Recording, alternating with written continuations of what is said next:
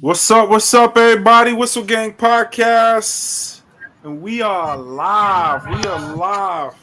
What's Yes, going sir. on, people? What's going on, good people? What's up? What's up? Yo, man. Shit. Travel time, dog. It's travel time. Time to go on this road, man. Time to go see what our announces got, man. I can't wait to see them face to face, man. Can't wait to see them live, my guy. Yeah, man. Oh yeah, This our absolutely. first this our first live episode for everybody out there watching. We appreciate it.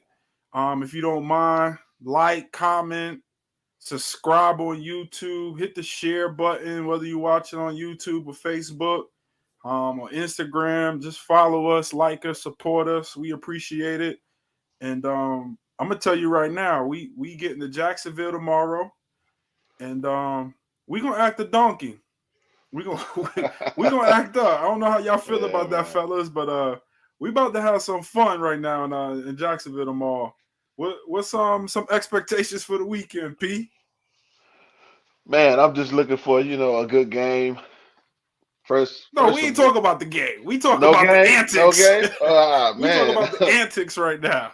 I just need to change the scenery, man. I need some nice weather, friendly faces, and some Niner fans. Just to like build that morale in the building, man. I just need some love from the 49er fans, man. Our You need 49er that love. families. Yeah. We're gonna show you that love. We're gonna show you Oh that yeah. love. What about you? What about you, Mister The Best Dress? The antics. What you looking forward to this weekend? Man, I'm ready to capitalize on the movement we've made. What's the game podcast? Can't wait to hear 100, 200 people blowing whistles at the same time, just aggravating the hell out of the Jacksonville Jaguars fan.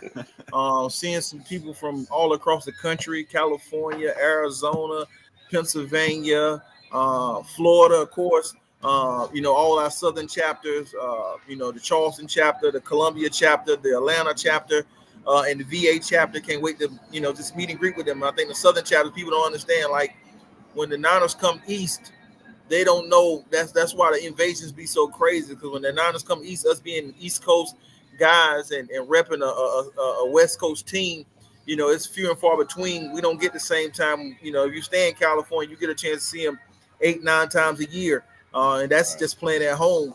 For us, anytime they come east, it's a road trip. It don't matter if they're in Washington, Baltimore, uh, Pittsburgh, Jacksonville. If they come east, we're trying to make the game. So that's why the invasions are so crazy. So I'm looking forward to seeing people from all over, the country, especially in our southeastern states, to represent this weekend. So I can't wait. Again, 200 people blowing whistles, going crazy. Can't wait. Crazy. Yo, so when you see us, don't be afraid to say what up. We'll take pictures. We might charge you or something, but like Oh yeah. I might sign some autographs or something this weekend. But just say what up, holla at us. We here. Absolutely. We here to have fun and and make it happen. So um yeah, so we got Jacksonville Jaguars coming up on the schedule tomorrow, and it's it's gonna be a battle, man. It's gonna be a battle this weekend. They coming off Oh the yeah. bye. We're coming off the bye. It should be a great game. So let's get into it. So a couple things have happened during the bye week. The first thing being, uh, we the trade deadline came and went, and we picked up Chase Young. Oh yeah. So that's an Oh yeah. exciting move for the team. Um, I think he's gonna bring. I think he's gonna bring it. Absolutely. What's your thoughts? What's your thoughts, P? What's your thoughts on Chase Young coming to the squad? Well, he's definitely going to help the line. He's going to bring some of that attention off of both on the other side. They can't double team in the middle. So they got to play honest football. So it's going to allow a lot of our stars to really make some plays now across the Yeah, yeah, board. yeah. What about you, Nard? The best dress? I'm gonna say it. I mean, listen, maybe this the dog I've been looking to hunt. I've been having I've been trying to get saying a it every lead dog week. all year, and I haven't found anybody that's willing to hunt. So maybe this is the weekend I finally get a guy that's ready to hunt, willing to sacrifice his body. I'm hoping that Chase Young feels that this may be his title run, that he may have an 8-game audition to be on one of the best teams in the country, or in the National Football League. This may be his 8-game run to, Oh no, lost him. I think having them is going to be huge though. Like you were saying though, P, is that the fact that you can't double team everybody. So with that first 4 lineup with Bosa, Armstead, Hargrave, it's going to be hard. It's going to be hard. Impossible, man. You're not going to be able to double team everybody.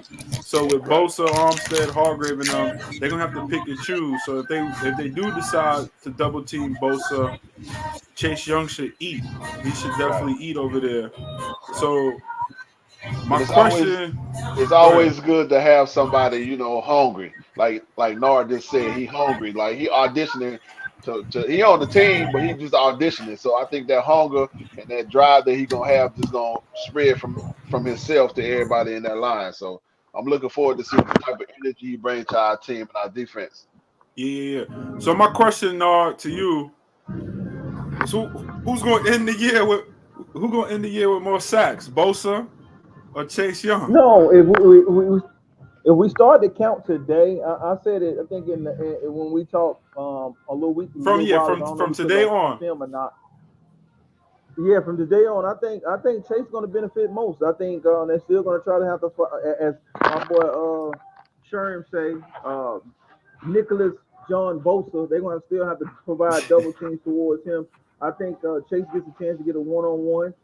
He's on front side. I think he's going to be just as effective as we had Ahmad Brooks when we had Ahmad Brooks on one end and Alvin on the other end. I think he's going to have that level of creativity. I'm saying that as a Niner, Chase Young will probably finish the year with 9 sacks as a Niner alone.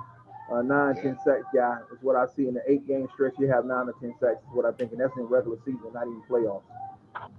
Okay. What about you, P? Who gonna end this? Wait, hold up. But that didn't answer the question. No.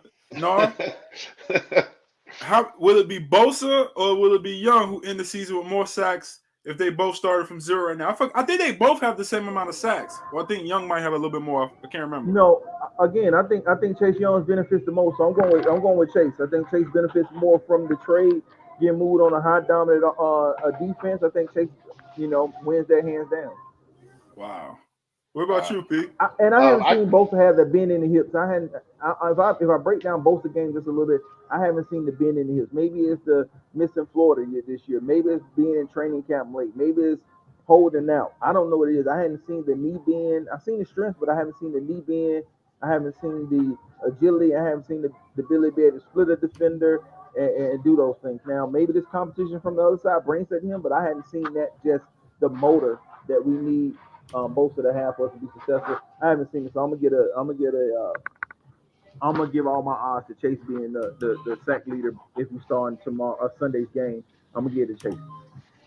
Well, I believe he got that hunger for it, but again, with the attention that Bosa get, the holding, the double teams, all that's gonna go away. So you're gonna get also.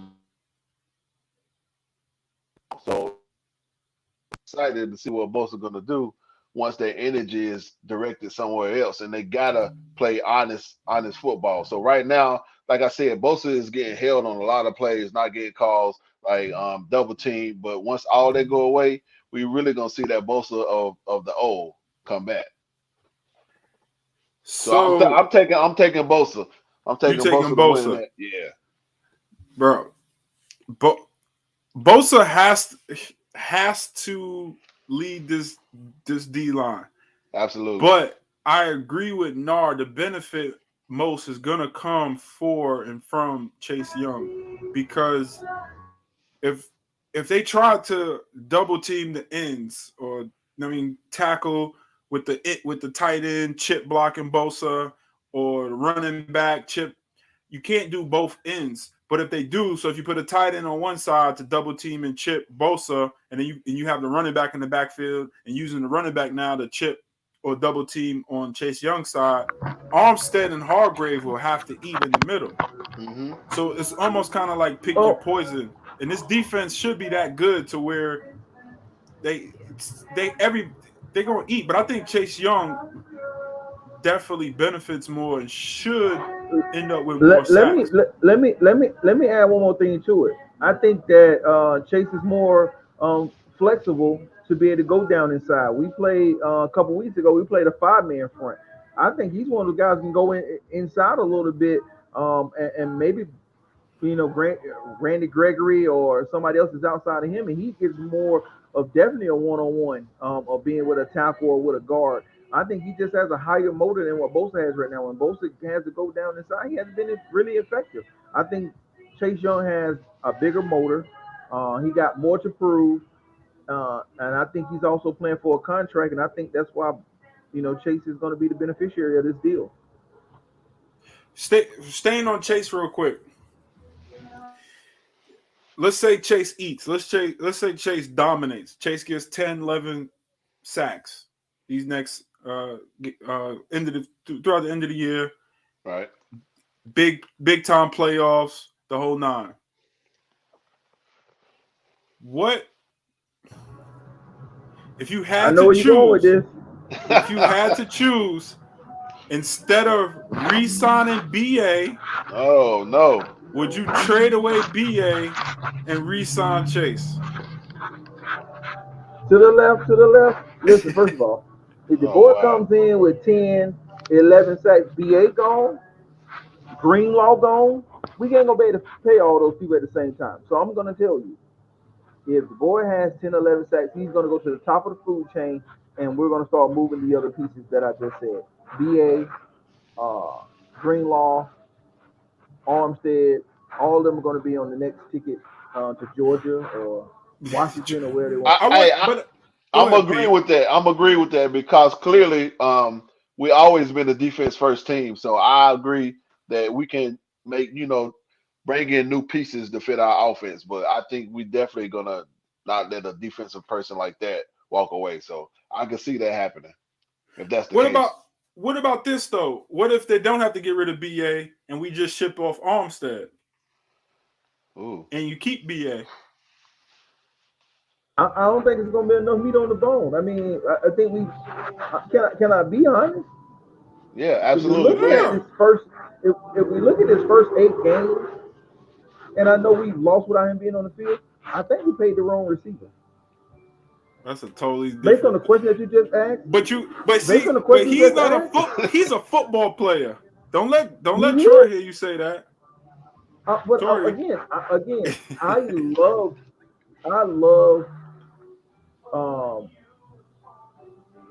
love Debo's versatility. I love it. Right? I don't think you can get it, especially when you got people with he and Christian McCaffrey on the field at the same time. I think they're a dynamic football player. However, I don't know if we're going to be able to find, if we decide to move away from BA, I think it's going to be even harder for us to find a receiver with BA talent in the draft, in free agency, or whatever we do. I don't care if it's Kyle Shanahan's system, Big Red's system in Kansas City. I just don't know if we're going to be able to find a hidden gem like BA has, or where BA come from being a rookie, being in the doghouse, to being our number one wide receiver. And I think we're going to take a step back there. I mean, but that's part of building the culture and building the franchise. And I don't know how we're going to be able to keep it if Chase Young has 9, 10, 11, 12 sacks and gets us to a run to the Super Bowl. I think BA becomes second of priority behind Chase. And it may not be an offensive defense thing, but definitely Greenlaw definitely takes the first bite and takes the first hit from that defense growing up front. Oh yeah. What? All right.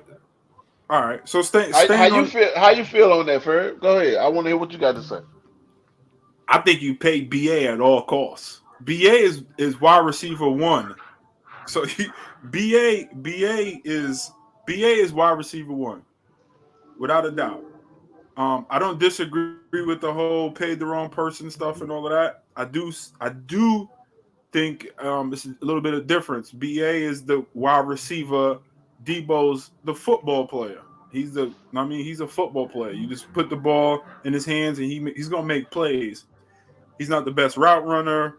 doesn't have the best hands, blah blah blah blah blah. But I do think um, if you go years back, we kept the wrong D tackle. You know, D Buck was my favorite player before Fred, and we paid Armstead, not Fred. So if there's a way to move off of Armstead right now, and keep Young if he produces and performs and fits in, then that would be the move that I would say. I would say you move on from Armstead, pay BA, pay Young, and then we go from there. But You didn't put Greenlaw in that conversation. What do you think about Greenlaw? I still want to know about boy big play Drake. I need a verdict on I him don't too think as well. If Chase plays well. so. Is he a free? I thought he signed a two. He signed like a 2 or 3 year deal last year. I don't think we have to make a decision on him. At least going into next season. But I see a holdout coming there. I would say, I mean, you try to pay him as well. I mean, shit, I want to pay everybody. They fucking billionaires. Pay the people. Hey, you can't pay everybody, man. Somebody got to go. We can't keep this thing together forever. That's why they got to win. You got to win now. They got to win now. Right. So, all right. So sticking on the defensive side, obviously some other news came out yesterday or the day before, and it's regarding our defensive coordinator, Steve Wilks. Steve Wilks, as everybody knows, has been on probably everybody's shit list. He's been getting the blame for us playing bad. He's been getting the blame for rightfully so for everything. And the number one topic of fans has been why is he not on the field like Robert Slough and D'Amico Ryans and blah blah blah blah blah. Bring your ass out the booth. Bring your ass out the booth. So it has come out. He will be coming to the booth this weekend, and he spoke to reporters today actually and said that we're making a bigger deal. Reporters, everybody's making a bigger deal than what it really is. But the question is it a big deal? Right. Does it matter? Thoughts? What do you think? Does Wilkes moving to the sideline really matter? I think it's gonna matter because I mean, you need somebody to slap you around or get you hyped, jump in your chest, hit your chest. You need that. So I don't think, in my opinion, Cal brings that energy like a D'Amico. He don't have that bump chest and high fiving and all that. So you need that to get them guys going because right now it's just like that lack of motivation they got, in my opinion. So they need somebody down there on that field, to bring that energy and that motivation. So I think it'll go in a good direction to have them on the field. You think so? Yeah, I think so. What about you? I called this shot. I called this shot 3 weeks ago, maybe even longer. I already said that he was going to come from the booth and be able to call this defense. I mean, the guys again, when you're the new man in, you got to adapt to our culture. Trying to have the players adapt to his culture is not a great way for a coaching staff to kind of come in, especially when you're bringing the one man in. Now, if you're coming in and you're doing a whole overhaul where the whole coaching staff change and how they do things, yeah, by all means, you have to be able to implement your culture into a football program. But in this situation, the previous defensive coordinators have been on the field. The kids and the guys, or the young men and the men, are used to that kind of after a series come breakdown with with the coaches, with their position coaches, and be able to talk to the coordinator about adjustments. Again, Steve Wilson's the new man in. He has to make the adjustments to his team as opposed to his team 34, 35 guys on the defense side being able to adjust to one person. So again, I called this shot 3 or 4 weeks ago. I am super happy to see him get on the field as I see other people here in Charlotte that know Steve Wilkes and have the history of Steve Wilkes. Every time I tell them that the way we're playing bad is Steve Wilkes' fault and our non-success or our 3 games is on the defense, I promise I have people that's willing to bomb my house and raid my house because of the fact that I said it's part of the defense fault and it lies and starts with Steve Wilkes. Is the understanding of we have keys to a Corvette. All these line stunts, all these different stuff that we got going on, we're just playing out of character. And I'm happy to see him on the field. Maybe his presence on the field gives those guys the motivation to translation between what he's seeing between series and series happens on the Right. field. There are benefits to both being up top and being on the field. Correct. Me, myself, as you see the title as a coach, I've never wanted to call the box.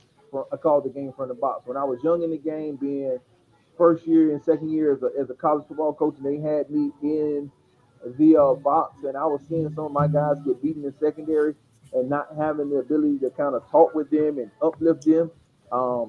It really bothered me, and it's hard for me to be a coach that plays in the box. But again, I'm happy to see him on the field. I think we'll definitely see a turnaround or a difference in our defense by seeing him on the field this week. Yeah, Okay. What you got, I Brad? like him. For I'm not sure if it really matters, to be honest with you. I'm kind of almost like with the players. He calls a defense, he calls a play, and those guys got to go out there and perform. Now, is he calling the right plays? Is he calling the right blitzes at the right times? Is he calling the right packages at the right time? Now, that's a different question, subject, topic, and some of that is probably wrong if we go back to the right before halftime and all that and the soft coverages and all the man defenses and stuff like that we're playing. Now, that's something different. But I do like the fact that when he is down there, he can talk to them directly. So it's like, that game of telephone. If I tell P something and P tell Nard, by the time I get to Nard, even though it's just us three, it's going to change up a little bit opposed for me coming directly like, hey, man, you too wide in your stands, or hey, you overrunning the play too much, or look for this, or such and such. Because when he's telling them, the other coaches, they could be telling it in a different way opposed to the way that it needs to be told. So I'm not sure how much it helps. The guys still got to go out there and perform. right. I think it's more so of him putting them in a better position to succeed on the play that's coming up, and them guys having better play recognition and making the damn play like they're accustomed to doing and making. I mean, we all know this is a world-class defense, world-class team. The boys just need to go out there and perform. I mean, Fred needs to perform. Fred missed so many tackles, overrunning plays and stuff like that last game. It just has not been us. It hasn't been 49er brand of football. And definitely we just need to get back to that. And that's what it needs to be. We just need to get back to that.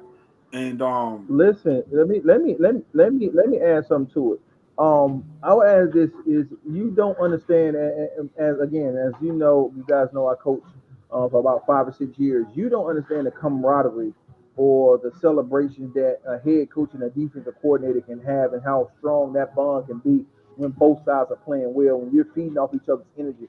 And it's hard to do that when Steve Whoops is up in the box and Cal is on the field calling plays. You can't get those hugs. You can't get those high fives. You can't get those moments when both teams or both sides of the ball are playing well. I think it's going to help the culture of being able to bring a new man in and build a culture between offense and defense, because both of them are going to be feeding off each other. You guys don't understand that. That part is going to be so vital to this Super Bowl run we're getting ready to make, is the relationship between Cal and Steve Wilkes, by them being on the sideline, being able to say, hey, coach, can you hold him right here? Can we go for it on fourth down? Hey, I need to stop right here. I need the ball back. When having that, it sounds different when you're on the phone. You know, when you're on the phone, you get a phone call from the missus or your homeboy, and it sounds like it's alerting somebody chastising you and But then calling face you to out of face though, it's totally different. Oh yeah. When you see them on the sideline, you can see the body language, you can read the body language. They know they in with you, they playing with you, not playing against you. It's gonna be vital to our run. So I'm happy to see him on the sideline for that relationship part of Cal and Steve's relationship. Yep, absolutely.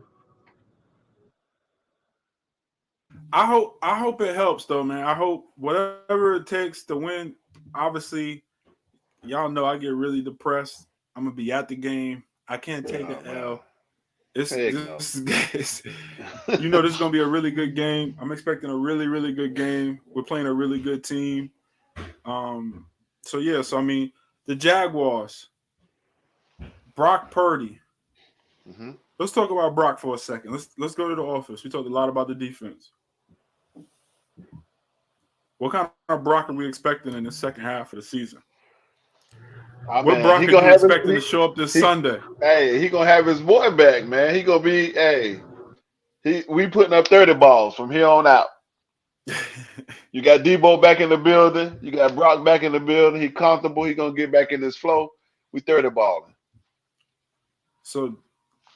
so we 30 balls all the way out. Hey, 30 balling all the way out, man. I don't see like when you got your guys who you comfortable with. Like, yeah, I got my team out there, but you got certain guys that you just click and bond with. I think he gonna have that. Debo is only one player, but and I get it, but like it's just the chemistry they got together. It's going to allow like some of that energy to come off the other players.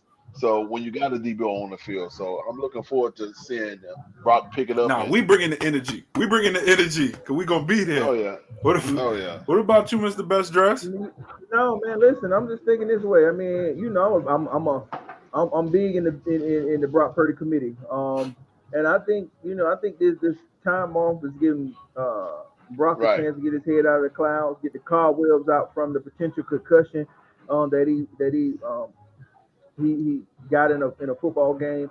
I think he got back to the basics. That's what I'm hoping that happening. That we're getting back to the basics. We're putting some easy reads in. We're putting some big ball games in. I'm hoping that we're more developed, not just from Brock Purdy's aspect, but from the play calling of Kyle Shanahan. I Cal, right? mean, I think the Yeah, Brock Purdy doubters, yeah, the Brock Purdy doubters came back out this week. The same people that was riding with him in the run last year in the first 5 games of the season. Some of those people have turned his back on him. And I think Brock wants to show that he's not the weak link in this team. That he can actually carry his team and be that guy. right. So I expect 240, 250 passing, 2 touchdowns, throwing, and we in the winner circle is what I expect from him this weekend. So the speaking of just this game, the Jaguars actually have the 30th ranked pass defense in the league. 30th ranked. They That do mean create a lot of we turnovers though. eating we eating Sunday. That mean that's what that mean. We eating. That's what I'm about to get at. Brock, Oh I yeah, think this is a get right game for Brock in the offense. Even though the Jaguars are a good team on a 5-game winning streak, probably one of the hottest teams in the AFC, if not the whole league. Um, Great offense with Trevor and um, the boy from Clemson, both of them, the running back. I don't know why I'm tip of my tongue. But I just this is definitely a get right game uh, for Brock and yeah, this is a get back right for Brock, get back right game for the offense. Definitely 30 ball. But what about the rest of the season? I mean, we kind of spoke about this before. I asked this question before. The league has not figured out Brock. In y'all opinion, this is just a lull we caught. A couple of bad games. Yeah, I think there is a version of this sophomore slump for Brock, and I'm hoping it's only lasting 3 games, right? I mean, no, we didn't think he was gonna go the rest of his career without throwing an interception, right? But at the end of the day, I think some of them are justified and some of them are bonehead rookie mistakes or sophomore mistakes, like bonehead right, plays. I mean, I've seen some of the best, make bonehead plays, like right. the one he missed the handoff and threw it into the flats and ended up being an interception. The defense made a hell of a play too Correct. now, but again, I'm hoping the sophomore slump is a 3 game skid, um, and we're back on track. I mean, again, I think just as much as the responsibility lies on the play of Brock Purdy, it also lies on the play calling of Kyle Shanahan as well when we talk about Brock Purdy. But again, I think he'll be steady. I think he'll be a top 15 quarterback in the league, and I think that's all I expect from him. I don't expect for him to be Patrick Mahomes. I don't expect for him to be anybody other than that. I expect for him to be Brock Purdy, a top 15 quarterback in this league is what I expect him to be. And if he's that guy, um, we're on the run in the playoffs. If he's a top 10, top 8 guy, we probably gonna win a Super Bowl. That's my prediction on who I think Brock Purdy is and what he brings to us. Offensive wise, so Debo back. Hmm. Trent practiced today, so you should assume he'll play. He'll give it a go. Um, Seems we're gonna miss Banks, our left guard. So it's really huge, obviously, to have Trent back on that left side. Right. With that, and then now you got Chase Young on the defensive side, and all them boys is healthy. Even getting Womack cornerback, we didn't talk about that. See what role he plays. Is he going to slide in the slot now, or something on the outside, and Lenore slide into the slot? But not just speaking of this game, but the whole season. Who do you guys expect to lead us? Will it be the offense? Will it be the defense? P. Well, earlier I said the defense, so I think we're going to get back to more of defense leading the team. We feeding off the energy of the defense. Like defense, like I hadn't seen our defense score a touchdown yet. Like give me some of that what we used to have with scoring touchdowns and stuff like that, and that gives us the energy on the offense. So I think moving forward, yeah, we're gonna lean on the defense a little bit to get that energy to us. Get them turnovers, get them short fields. Oh yeah.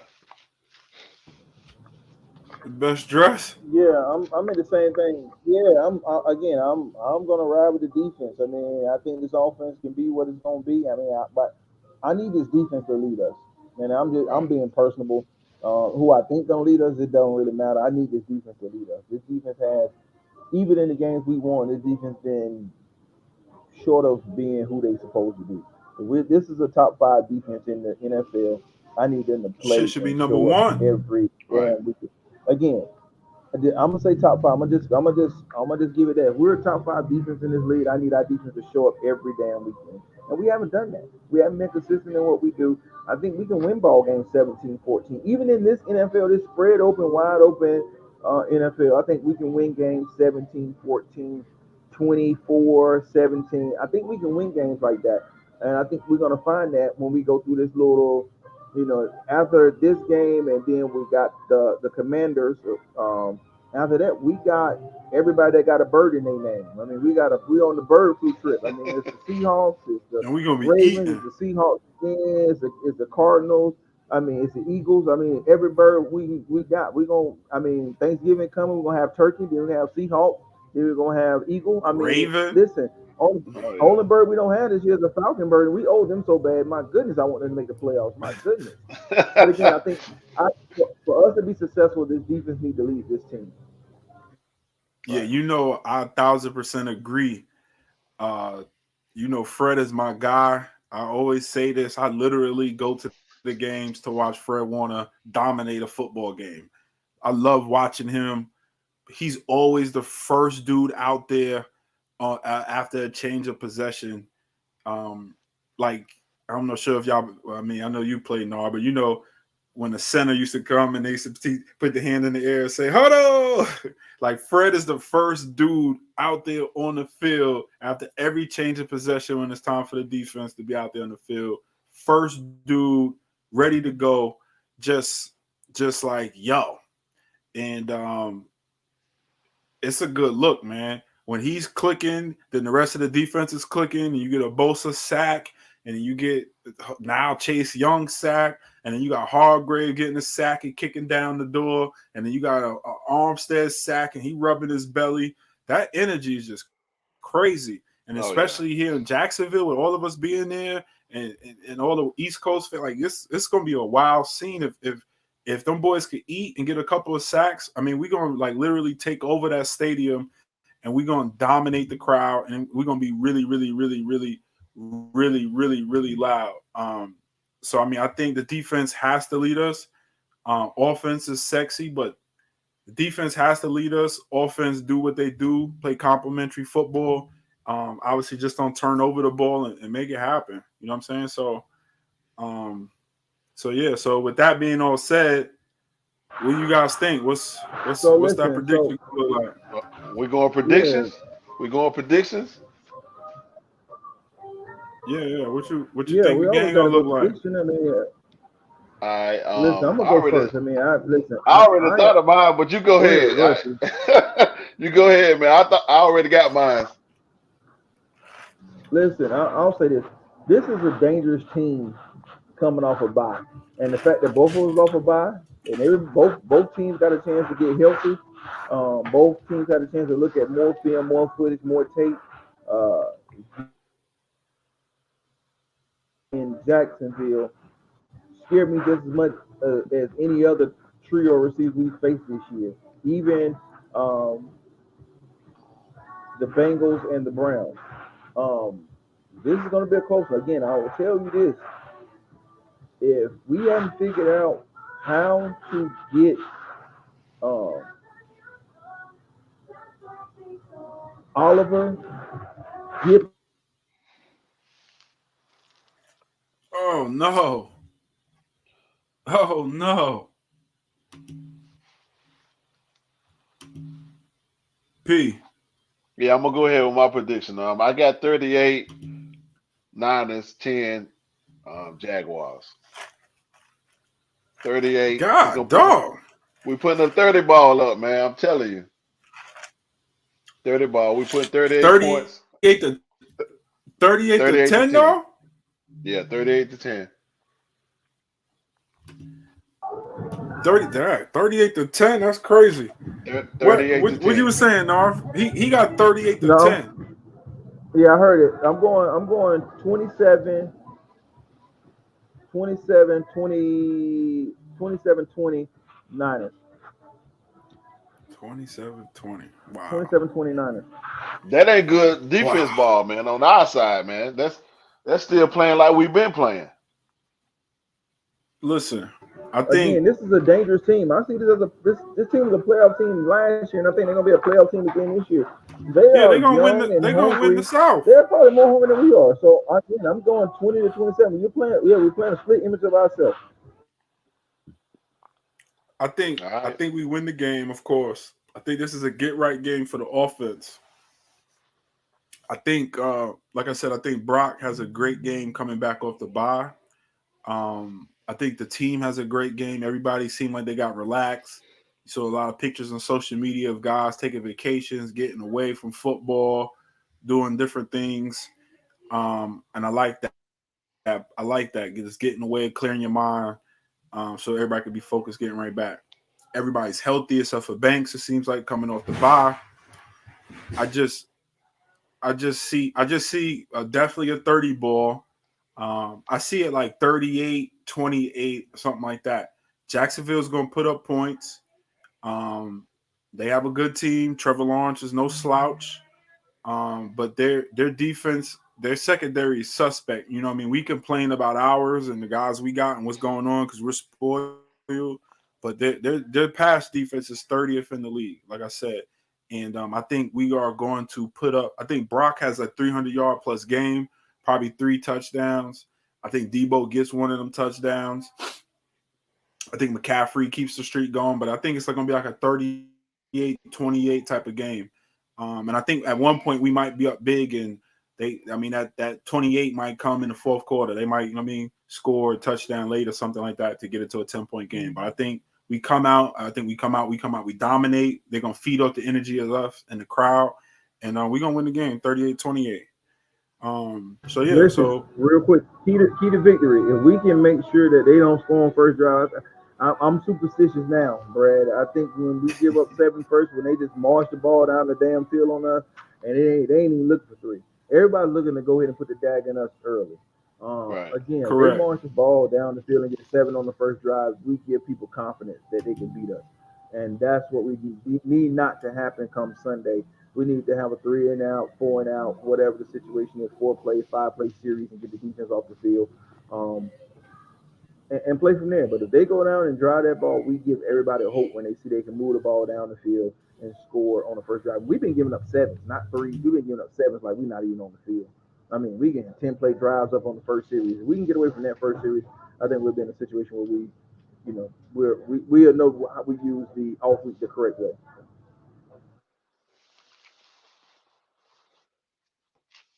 Oh yeah, we definitely need a 3 and out on the So first drive, man. Definitely had it. We gotta have that. I feel you on that because it seems like it just does something to us, yeah, man. that Like definitely kicks it off we right. give them too much confidence in the beginning. All right. So with that being said, this is the end of our first live episode Whistle Gang Podcast. We Yes, hope you sir. enjoyed it. We hope that you like, subscribe, comment, share, tell somebody about us. clock in. We will have more lives. We will be in Jacksonville this weekend. We will be there. Live. We will have a live episode in Jacksonville. Live. So if you want to be a part of it, contact us, reach out. We're always having guests. We'll be happy to have you live on the set. But Yes, sir. please like, subscribe, comment, share. Definitely give us your feedback. But we will be in Jacksonville. We can't wait to see everybody down there. We'll see you guys Saturday. We'll be there tomorrow, but but for sure see everybody Saturday at the Ziggy party. And yeah, y'all got anything else to add to that? Hey, no, bring man. your earplugs. Bring your earplugs. Bring the earplugs. Bring your earplugs, baby. You see, we ain't got them around our neck today because they resting right now. They're getting ready for the weekend. They on the charge. Mine's on the charger. My whistle on the charger, baby. Oh yeah. All right, we out. Whistle Gang Podcast. Peace.